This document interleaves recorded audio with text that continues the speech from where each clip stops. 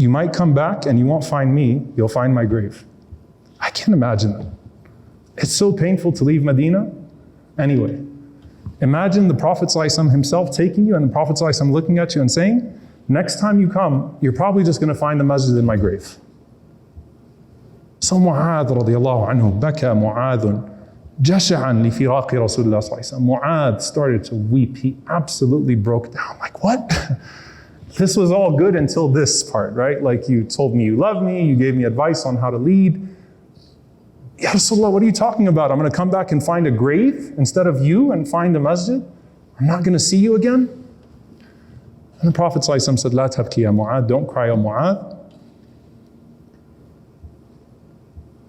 فَأَقْبَلَ بِوَجْهِهِ نَحْوَ الْمَدِينَةِ. The Prophet ﷺ turned back towards Medina. And Rasulullah ﷺ said,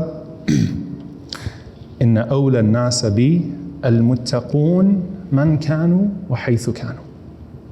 Mu'adh, the people that are closest,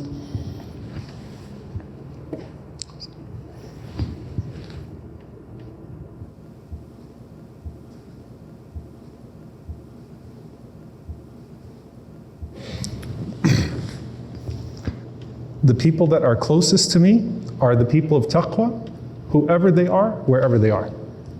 Meaning, it's okay, I'm bidding you farewell, you're not going to see me again in this dunya, but the connection to me, it transcends time and place.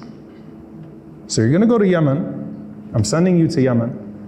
When you come back, you're going to find a grave and you're going to find a masjid.